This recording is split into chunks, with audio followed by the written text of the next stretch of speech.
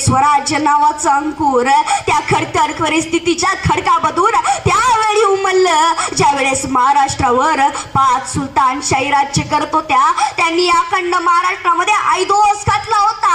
स्त्रियांना बाया बापड्यांना घराबाहेर जाण्याची परवानगी दिली जात नव्हती. गव्हामाळ्यावरचं गवत उगायचं धाडस करत नव्हतं. कुठूनही घोड्यांच्या टापांचा आवाज आला की घराची दारं कुलप लागायची. आणि याच अन्याय अत्याचाराच्या अंधकारामध्ये एक आशेचा सूर्याचा किरण उगवला. आणि तो किरण गुलामांना बस्त करून गेला, बसणाऱ्यांना उठ्ठ करून गेला, उठणाऱ्यांना चालत करून गेला, चालणाऱ्यांना पळत करून गेला आणि पळणाऱ्यांना धावत करून गेला.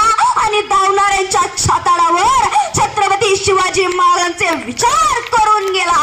आणि सांगून ठेवलं, आता लढायचं तर फक्त आणि फक्त या रयतेसाठी, आता लढायचं तर या शेतकऱ्यांसाठी, आता लढायचं तर या स्वराज्यासाठी.